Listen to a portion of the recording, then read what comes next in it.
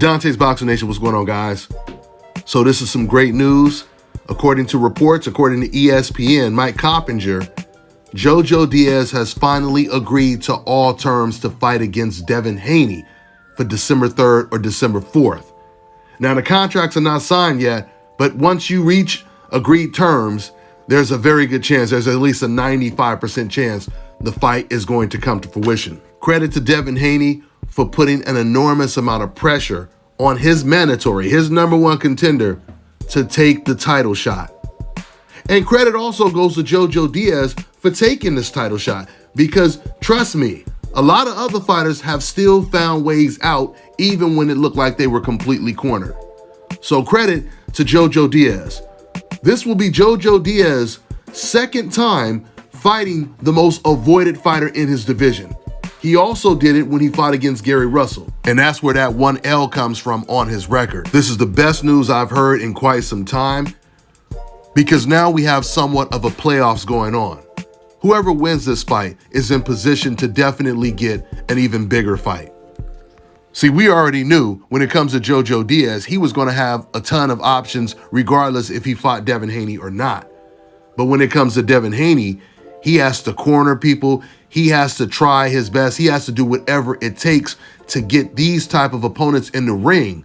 Because if Devin Haney were to beat JoJo Diaz, which is not a guarantee, this kind of win is going to put an enormous amount of pressure on fighters like Teofimo Lopez, Ryan Garcia, and whoever else is fighting at 135.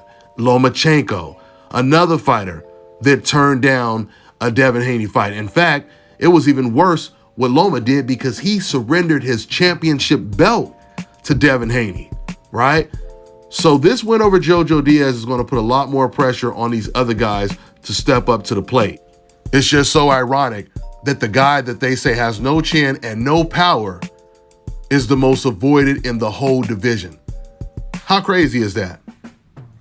And by Ryan Garcia's own admission, he said it on multiple interviews, that Devin Haney would be his most difficult challenge in the whole division, right?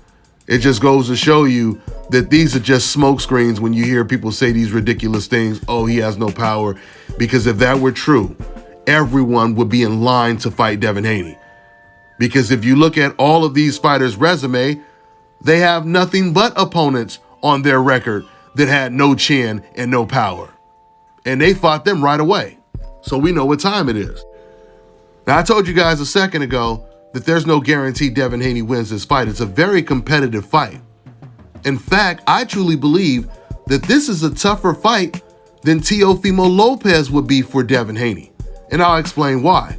Because when it comes to someone like JoJo Diaz, he knows how to fight on the inside. You know, he's comfortable on the inside. He's comfortable boxing on the outside. But when it comes to Teofimo Lopez, Teo is only dangerous from the outside, and that's only with counterpunches. He's not an inside fighter. And then even with him being an outside counterpuncher, Devin Haney is taller and longer than Teofimo, and he knows how to use that reach. Devin Haney, by DAZN's own admission, has the best jab in the lightweight division. And like JoJo Diaz, Devin Haney is comfortable on the inside and the outside. So this should be a really fun fight to watch. We're going to get to see all of the best fights in the last quarter of the year. We get to see the biggest lightweights, at least almost back to back to back. Haney versus Diaz, Teofimo versus Kambosos, which is only a big fight now because of so much of the drama that has taken place with the fight being postponed. And then you got, of course, Gervonta Tank Davis versus Rolly Romero. All three of these fights are going to be action-packed fights. So I'm looking forward to all of them. Hopefully, you know, the contracts get signed when it comes to this fight with Devin Haney and JoJo Diaz in the next couple of days. That's all I got for now, guys. I'm on to the next one.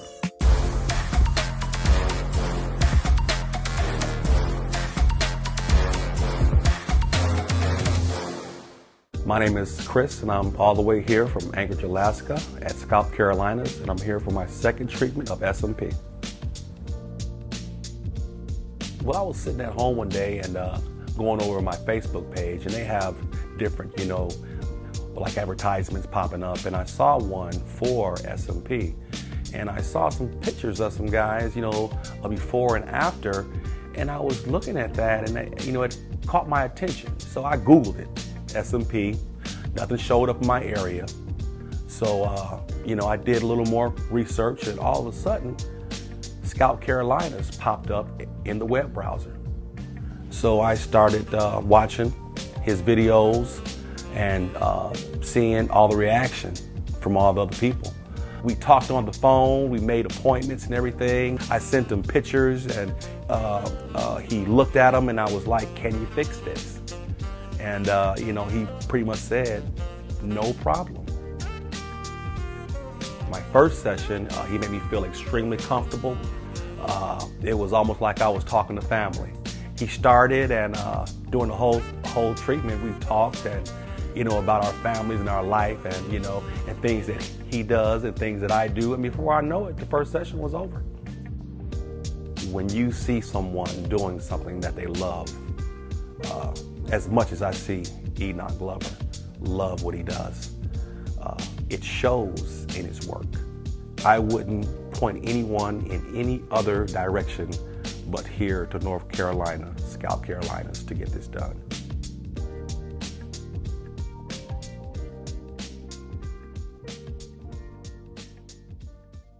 All right, now check this out, guys. If you're looking to repair eczema scars, burns and bruises, dark spots and blemishes, then this right here is the perfect product for you guys. It's called Diaz Face and Body Oil. Athletes and top-ranking boxers, they're also using it after training to reduce swelling, inflammation, and to ease the pain. So get yours today. Go to lodkey.com, like them on Facebook, and follow them on Instagram.